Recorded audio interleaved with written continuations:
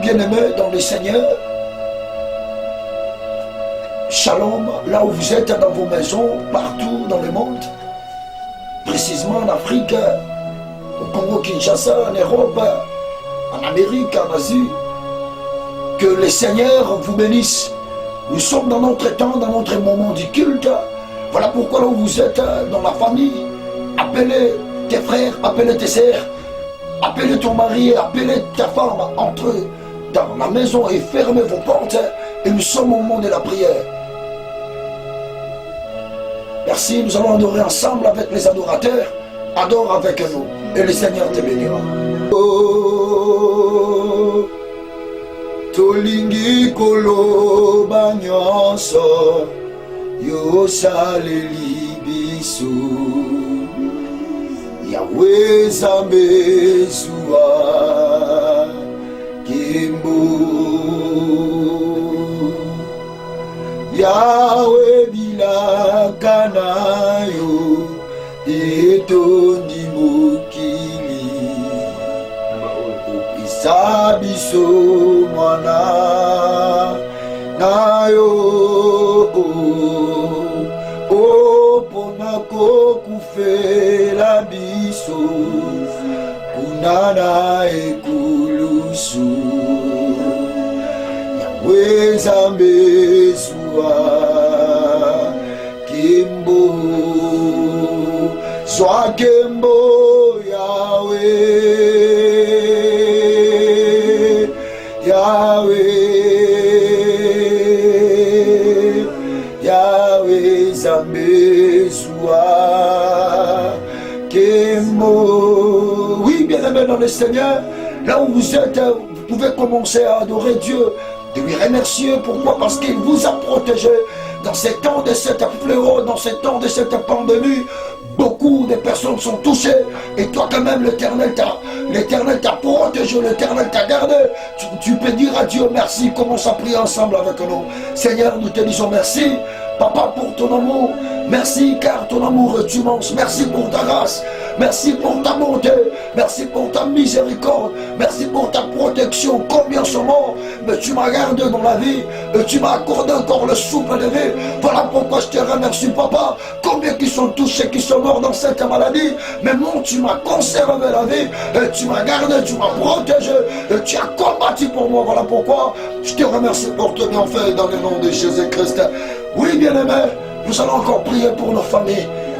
La Bible dit ceci, c'est errer des frères, de demeurer ensemble.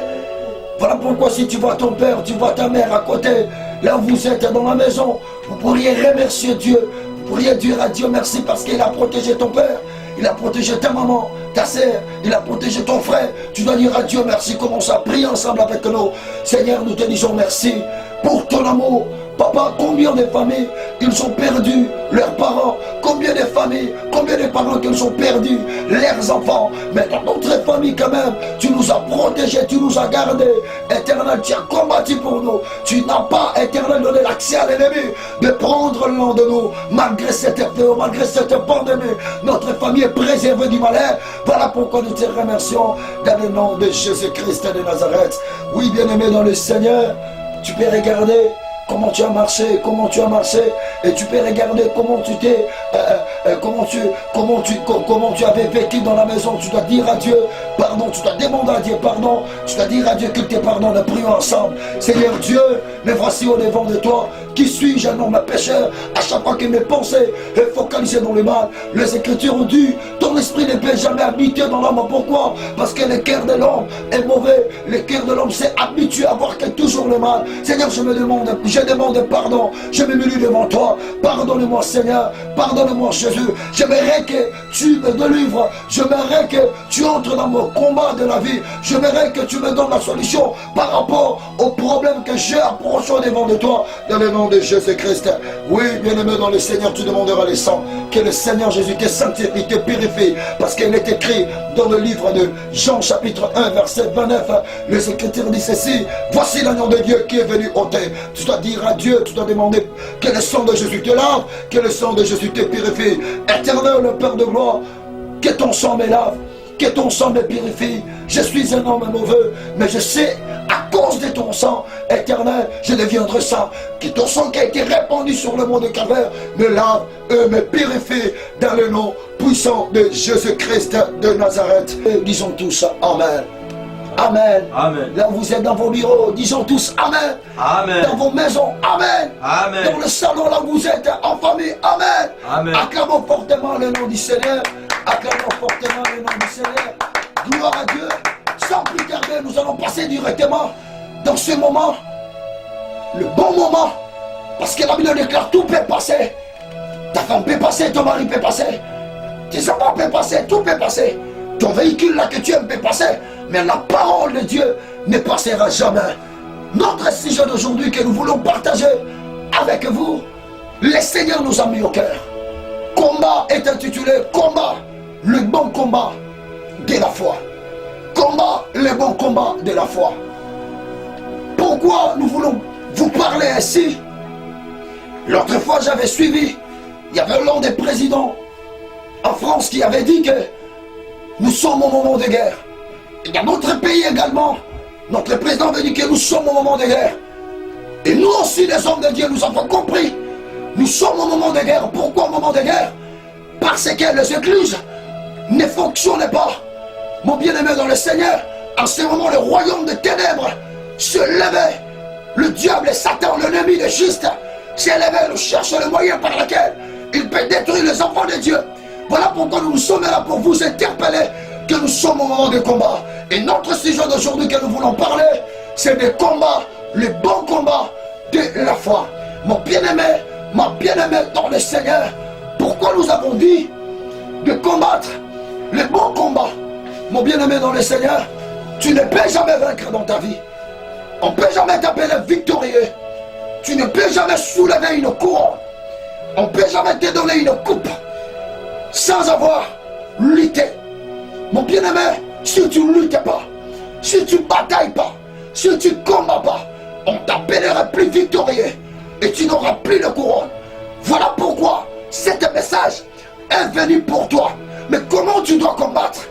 Pour vaincre dans les combats, pour avoir la victoire, il a demandé à la personne de combattre le bon combat. Voilà pourquoi c'était l'apôtre Paul qui disait à son fils spirituel, Timothée, mon fils, les recommandations que je te donne maintenant et que tu combats le bon combat de la foi. Mon bien-aimé dans le Seigneur, pourquoi l'apôtre Paul avait dit à Timothée? Parce que Timothée était jeune. Timothée avait entre eux, dans un monde où il y avait beaucoup de défis, dans un monde où il y avait beaucoup de luttes. Voilà pourquoi avant que Timothée accède, mon bien-aimé, il a fallu qu'il y ait un coach comme son pasteur qui était l'apôtre Paul pour lui orienter, pour lui guider. Là où vous êtes dans vos maisons, peut-être vous posez beaucoup de questions par rapport à cette situation qui vient de toucher le monde, qui vient de toucher beaucoup de familles. Vous avez aussi peur de peur que cette maladie, cet esprit vienne entrer dans votre maison. Je voudrais vous rassurer, avant que je entre dans mon vif sujet, je voudrais vous rassurer que cette maladie-là, cette peste-là, n'entrera pas chez vous. Pourquoi? Parce que le Seigneur m'a envoyé comme un coach, il m'a envoyé comme un bon berger, il m'a envoyé comme un pasteur pour te montrer le chemin par lequel tu pourrais vaincre en ce moment, toi et ta famille. Écoutez-moi là où vous êtes. Nous allons lire la Bible dans le livre de 1 Timothée chapitre 1. Une recommandation que je t'adresse, Timothée mon enfant, selon les prophéties faites précédemment à ton sujet, c'est que d'après elle, tu combattes le bon combat. Mon bien-aimé dans le Seigneur, pourquoi l'apôtre Paul avait dit à Timothée de combattre le bon combat? Dans la lecture, l'apôtre dit, selon les prophéties qui t'ont données précédemment, à partir de cette prophétie-là, que tu combattes le bon combat. C'est-à-dire, il y avait une promesse par laquelle que Timothée avait reçu de la part de Dieu. Mais l'ennemi qui est le diable, il combattait. C'est que l'Éternel avait mis en Timothée comme la promesse, afin que cette promesse-là ne puisse pas arriver dans l'accomplissement. C'est comme toi aussi, dans ton foyer, comme toi aussi dans ta famille, comme toi aussi dans ton travail. Tu as des objectifs, tu as des promesses dont tu veux arriver dans l'accomplissement de ces promesses, mais dans dans l'accomplissement de tes objectifs, mais quelque part, il y a quelque chose qui t'empêche de ne pas arriver. Mais pour que tu puisses y arriver, mon bien-aimé dans le Seigneur, tu dois d'abord savoir la première des choses, de connaître le Dieu que tu sers. Si tu ne connais pas le Dieu que tu sers, à ce moment que nous parlons, il y a beaucoup de gens qui sont malades. Ce n'est pas seulement du coronavirus. Il y a beaucoup de gens qui souffrent à cause de la peur. L'ennemi a commencé à les attaquer. Il y a des gens qui meurent sans avoir raté dans cette coronavirus. Mais le meurt pourquoi? Parce qu'à ce temps, le diable s'est levé. La Bible dit ceci: tu dois d'abord connaître le Dieu que tu sers. Pourquoi tu dois connaître le Dieu que tu sers? Même Jésus, lorsqu'il était dans le monde, il avait rencontré la femme samaritaine.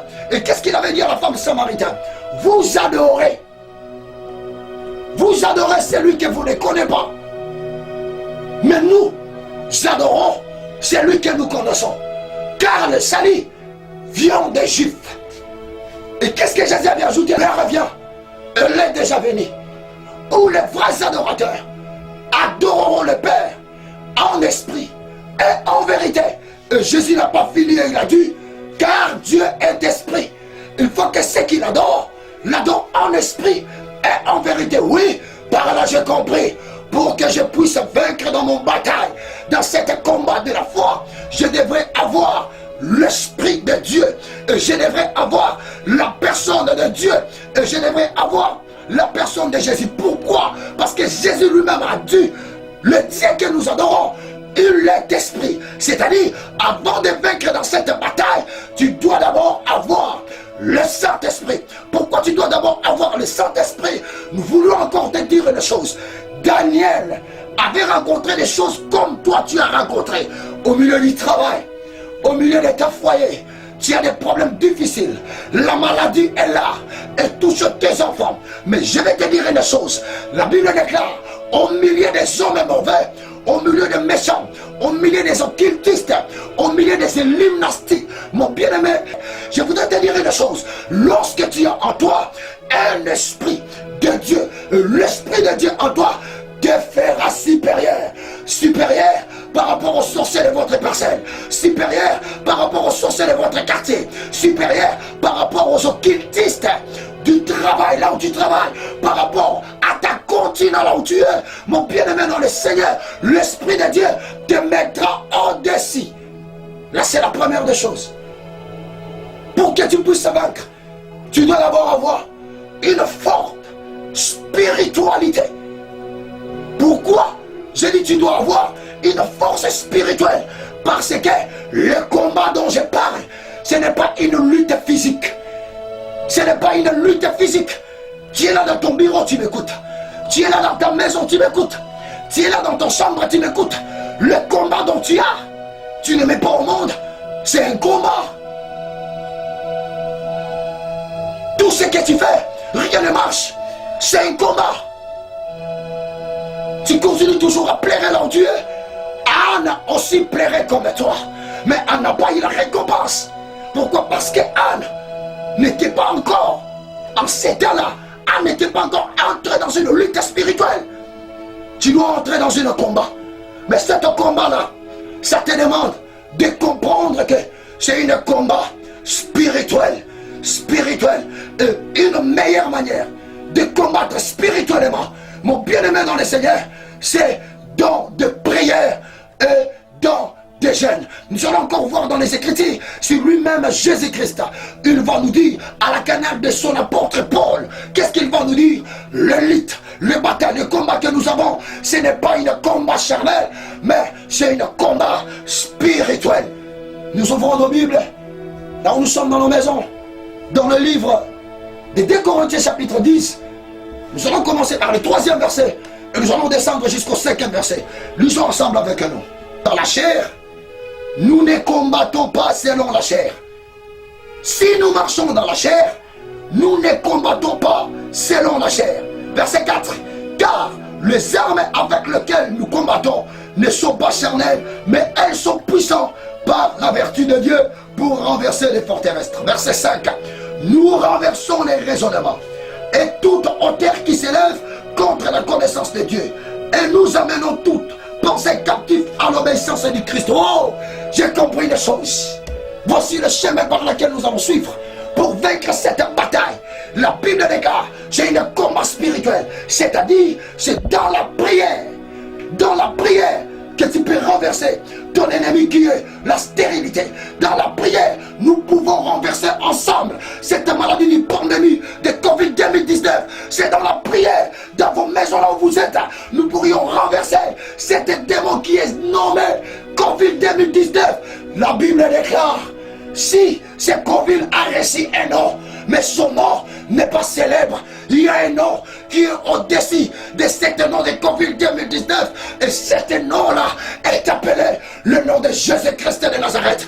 Nous savons une chose, par la prière, cette Covid sera renversée. Même si tu as été déjà touché, je te dis une chose, la prière a la capacité de renverser et de détruire. J'ai des sortes d'armes que j'ai amenées aujourd'hui pour que tu puisses vaincre cette bataille. La première arme que j'ai apportée pour que tu puisses renverser et détruire ses ennemis, tu dois avoir la foi. Pourquoi tu dois avoir la foi? Parce que parmi les armes spirituelles, c'est écrit dans le livre d'Éphésiens, chapitre 6, en commençant par le 10e verset. Si tu descends jusqu'au 13e verset, tu verras. La Bible dit, revêtez-vous de toutes les armes de Dieu, afin de résister dans les mauvais jours. Les mauvais jours, c'est le jour que nous sommes. Nous sommes dans un mauvais jour. Dans le monde, on perd. Il y a la famine. Il y a des familles qui perdent parce qu'ils ont perdu les gens qui étaient très importants pour eux. Mon bien-aimé dans le Seigneur, c'est un mauvais jour. Tu ne peux jamais dormir sans prier. C'est un mauvais jour. Tu ne peux jamais fermer ta bouche.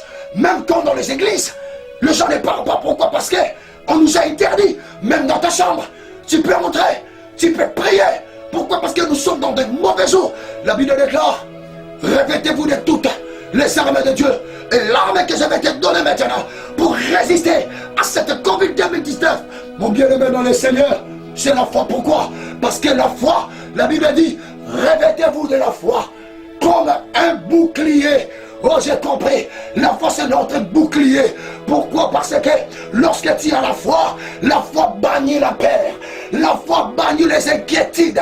La foi bannit des tourments. Même si tu te poses des questions par rapport à cette famine qui vient de toucher le monde, n'ayez pas la peur. N'ayez pas la peur. Ayez toujours de la foi. Ayez toujours de la foi. Parce que la foi, c'est une force. La foi, c'est une puissance. La Bible déclare, d'abord, c'est une démonstration des choses qu'on espère, mais le seul qu'on ne voit pas. Je te dis en ce moment, même des provisions que vous avez mis dans vos maisons, c'est déjà presque à la fin. Mais ne craignez pas, et pas calme. Pourquoi? Parce que l'ennemi est en train de vous attaquer, est en train de vous troubler. Utilisez le pain de l'esprit, qui est la parole de Dieu. Pourquoi? Parce que les Écritures disent, il vous a donné, il m'a aussi donné, nous tous, le pouvoir de marcher sur des scorpions, sur des serpents. Rien ne peut à nous nuire. Si le Covid avait eu une forme de serpent, que sa tête soit coupée. S'il avait eu une forme de scorpion, que sa tête soit coupée par le paix qui est la parole. Nous voulons entrer ensemble dans la prière avec toi. Sois toujours branché.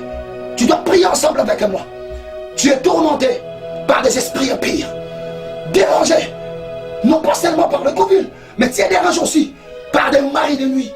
Tu es dérangé, tu es troublé par des femmes de nuit.